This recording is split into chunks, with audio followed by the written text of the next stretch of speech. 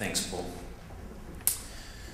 So I spent my entire adult life searching for meaning, wondering why it is that we're even alive. And I say my entire adult life because that hasn't always been the case. I grew up in the western suburbs of Melbourne, and I can tell you that the only searching that was going on was for the next party. And the only questioning, are we drinking beer or bourbon and coke? Now this all changed. At 18 years old, I was taken on a 4-day outward bound style hike. And I'm embarrassed, really embarrassed, to tell you that I hated it. Right? I hated it. That hike almost broke me. I wasn't in good enough shape, and at the end of each day, I just felt beaten and weak and incompetent. There was only one consolation. On the last night, we got sent out. Those of you familiar with Outward Bound will know about the solo. We got sent out to be on our own for the night. We got sent out with no sleeping bags, no food, save for a bag of flour, and no water, and a box of matches, and you had to survive the night. Now, a lot of the other guys that were on this course couldn't make it. They scurried back to the main camp during the night. And that night, I fell into my element. I discovered this peace that take everything away and I can be okay. And that night, I felt this connection. I felt overcome by this connection, and for one of the first times in my life, I actually felt at home. For the next decade, I drifted in and out of chasing that connection down, and periods of being lost where I would switch back to my old ways. In April 1997 found me once again lost. And whenever I'd had that feeling before, I did what I had always done. I reached for my backpack and my hiking boots. I heard about an island called Hinchinbrook Island off the coast of the Great Barrier Reef in the northeast of Australia. And what I'd heard about Hinchinbrook Island is that it was this amazing wilderness island. And to get across, you have to catch a ferry boat across. It takes a couple of hours. And when I say ferry boat, right, for those of you that have cruised the Greek islands, forget thousands of passengers. I'm talking a boat that can hold 12 people max. And so I catch the ferry boat across and I start hiking. And at the end of the first day, I come to a beach and I meet a guy on the beach who introduces himself as Geert van Koolen, a Dutchman. And Geert tells me what he wants to do. His plan is to climb to the top of the island's tallest peak, Mount Bowen. And I've got to tell you, when you look across from the mainland at Hinchinbrook Island, Mount Bowen dominates.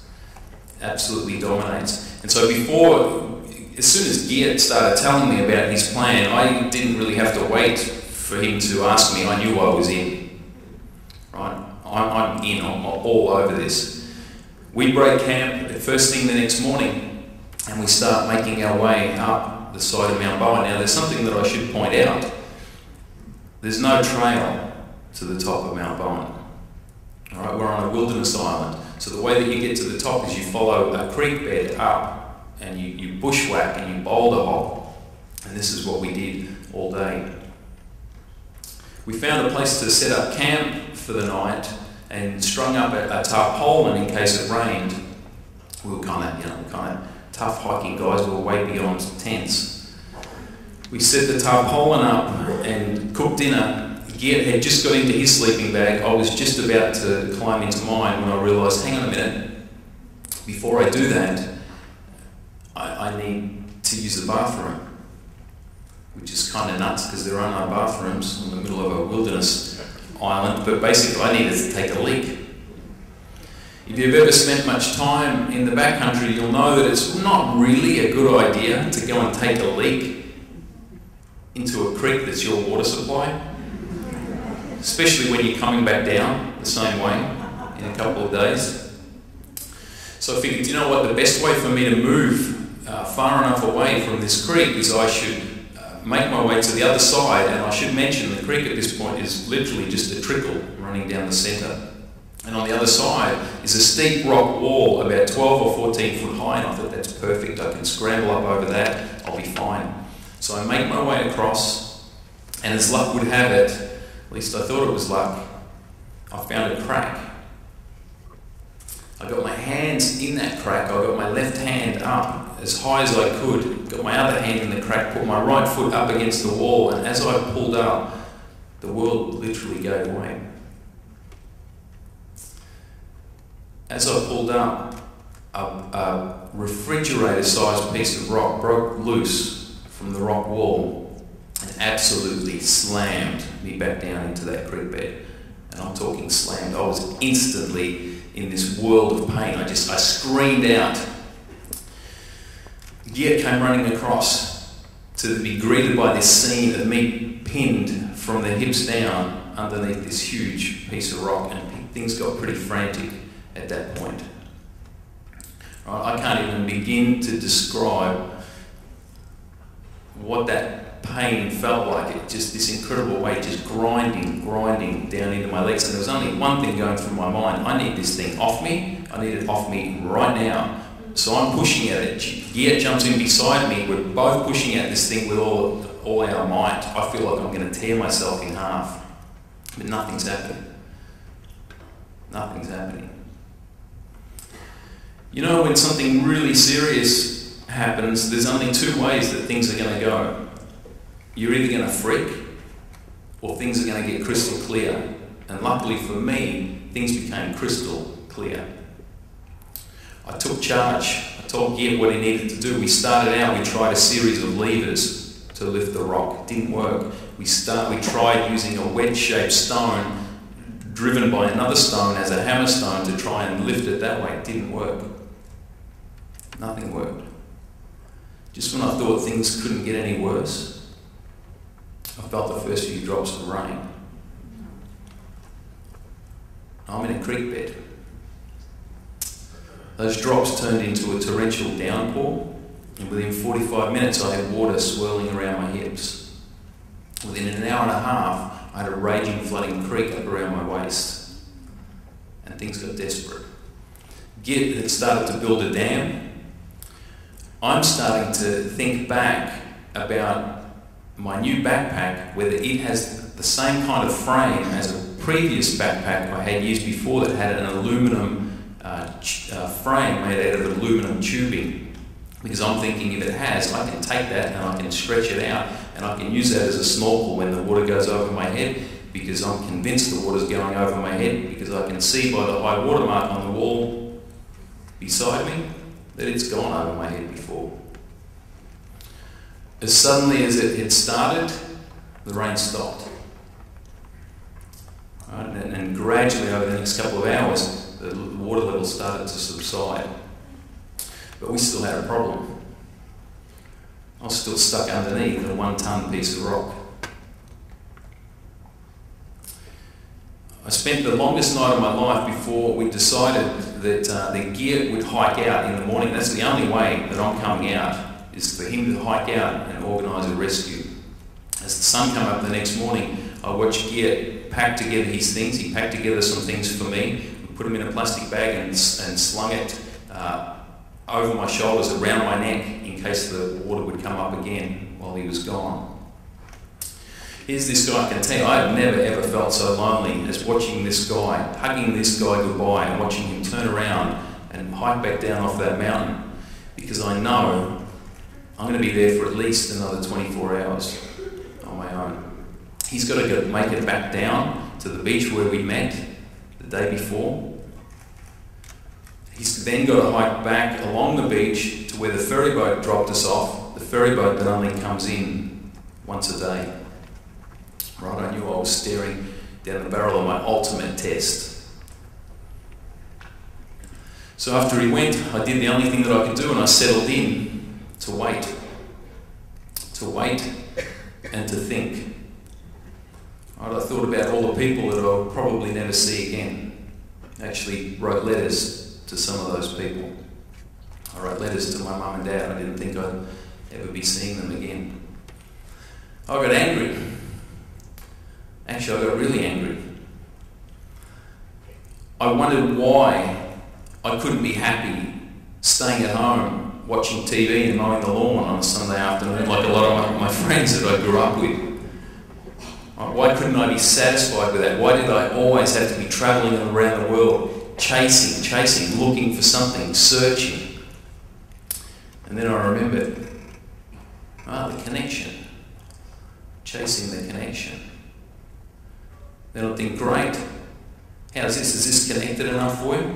I'm going to find you out here in a couple of days dead under this rock, and then I would pull myself out from that trough and bring myself and psych myself that, you've got to hang in there, you're going to get through this. And I rolled that roller coaster ride all day and all of the next night. By the next morning I'd started to hallucinate. I thought I was hallucinating when I saw a red pool around my right foot. I could actually see my right foot the way I was trapped. And I thought, this is interesting, it's a little late now to start bleeding. And then I saw why. I saw a nipper of a freshwater crayfish pop up out of the water. And I couldn't believe it. I just thought, you opportunistic bastard. How dare you take on a guy that's stuck under a refrigerator-sized piece of rock like that? I couldn't believe the cheek of that guy, and I spent the next couple of hours trying to kill him with a long stick.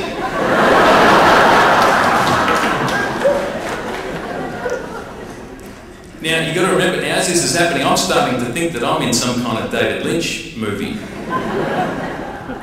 Just when I thought, though, that it couldn't get any more bizarre, I felt a sting in my groin. And then another sting. And I started swatting ants. I looked down and realised that I had quite a few ants running all over me. And I noticed, to my horror, a trail that led back to a now exposed nest that was behind this refrigerator-sized piece of rock that I was now underneath. And I realised that these guys were actually looking for a new home. And I freaked. Right, I just freaked. I just had visions, because by now I'm starting to lose it, and I knew that I couldn't let myself go to sleep. I thought that if you go to sleep now, you might not wake up. And I just had visions of these ants getting into my ears and my eyes, and it was like a horror movie. I freaked. I remembered that in my first aid kit, I had a tube of bug goop, and I prayed that Geert had put that first aid kit in the plastic bag around my neck, and he had. I pulled out that goop, and I'm telling you, I just rubbed it all over my face, all over my head, all over my clothes. I rubbed it into my eyes. I didn't care how much it stung. I just covered myself in this stuff and hoped that it would work. I woke up minus both legs, amputated at mid-thigh. And so begun my new life. I had to learn how to do everything again. I had to learn how to use a wheelchair. I had to learn how to use prosthetic legs.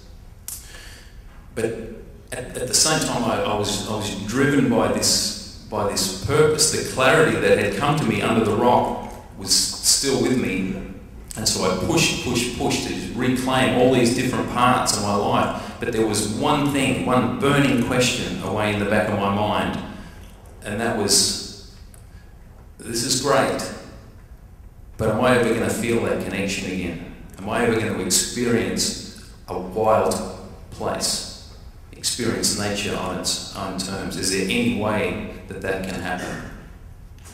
I eventually discovered that you can put fat wheels, mountain bike wheels, onto a wheelchair. Where do I get them? I started quote unquote hiking, and it was on one of those first hikes. I just hiked 5 miles, and I just had my first swim in a waterhole in a river, my first swim outside of a swimming pool, and this light bulb got off, and I thought, if I can do this already, I wonder if I could climb a mountain. I wonder if a guy with no legs could climb a mountain. And I had this picture of a mountain in Tasmania that I'd climbed twice before called Cradle Mountain. It had taken me about 5 hours car to car, and I thought, do you know what, there was only one way to find out. So I started training. And a couple of months later, just 10 months after losing both legs, I set out from the parking lot, and over the course of 2.5 days, I wheeled, I dragged, I scraped, I crawled on my guts at times, until I got to sit on top of Cradle Mountain. And I've got to tell you, sitting on top of that mountain, I just got completely overwhelmed with emotion. I felt like I'd got hit by a semi-trailer load of emotion. Everything came flooding back at me. The accident, the rescue, the months and months of rehabilitation, everything that I'd lost.